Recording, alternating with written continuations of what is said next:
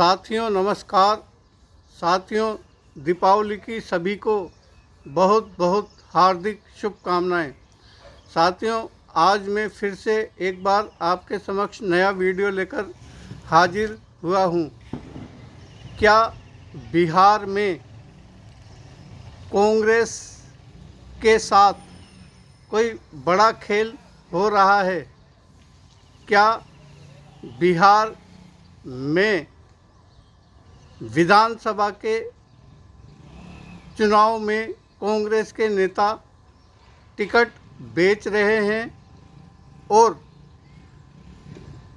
बिहार विधानसभा चुनाव के बीच से कांग्रेस के टिकट बेचने की जो खबरें आ रही हैं उसके असल मायने क्या हैं, आज मैं उसी पर चर्चा करूंगा।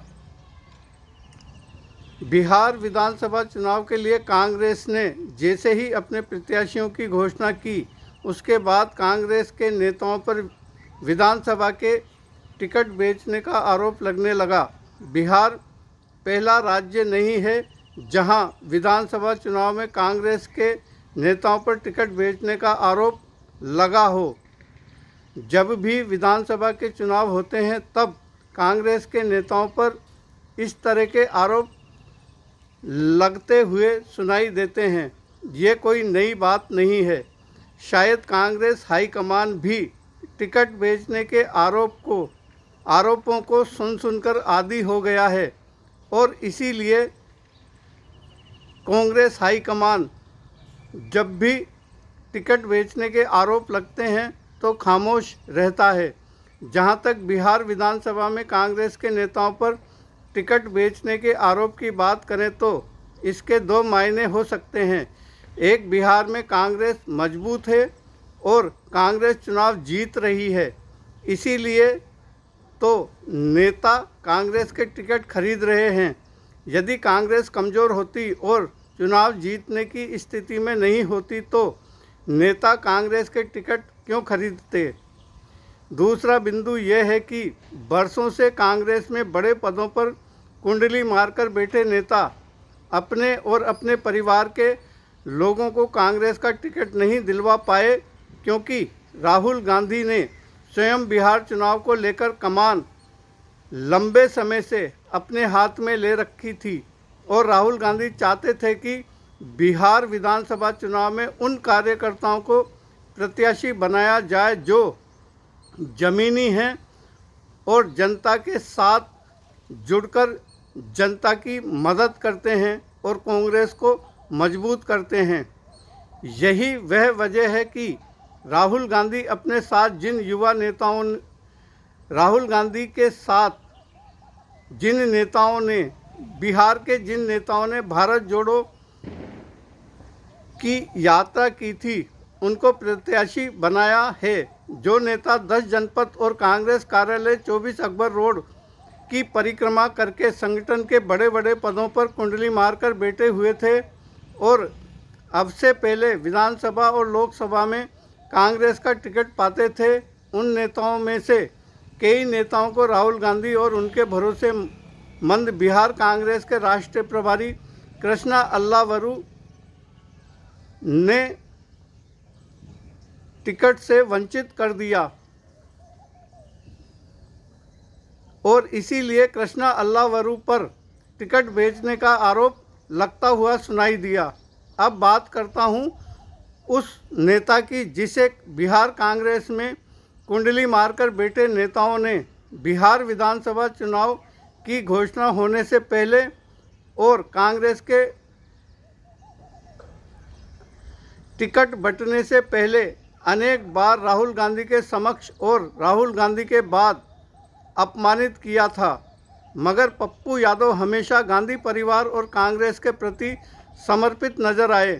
पप्पू यादव ने कभी भी अपने अपमान पर उन नेताओं के खिलाफ रिएक्ट नहीं किया, बल्कि वे राहुल गांधी और गांधी परिवार के प्रति समर्पित रहे। गांधी परिवार के प्रति पप्पू यादव का ईमानदार और वफादार समर्पण के कारण आज पप्पू यादव बिहार में बिहार के तमाम बड़े कांग्रेसी नेताओं से आगे निकलते नजर आ रहे हैं। राहुल गांधी को बिहार के अन्य नेताओं से कहीं ज़्यादा भरोसा अब पप्पू यादव पर दिखाई दे रहा है, जो विधानसभा चुनाव में झारखंड की तरह बिहार में भी कांग्रेस को बड़ी और ऐतिहासिक जीत दिलवा सकते हैं। और शायद इसी का डर बिहार कांग्रेस के उन नेताओं को सता रहा है जो लंबे समय से बिहार कांग्रेस में कुंडली मारकर बैठे हुए थे और कांग्रेस को राष्ट्रीय जनता दल से तालमेल कर बड़ा नुकसान पहुंचा रहे थे। बिहार विधानसभा का चुनाव पप्पू यादव के लिए एक बड़ी चुनौती है, क्योंकि जिस प्रकार से पप्पू यादव ने राहुल गांधी और गांधी परिवार पर भरोसा किया और अब गांधी परिवार का भरोसा बिहार में पप्पू यादव पर है, इसलिए पप्पू यादव को झारखंड का इतिहास बिहार में भी दोहराना होगा। साथियों, पप्पू यादव के बारे में सभी को पता है।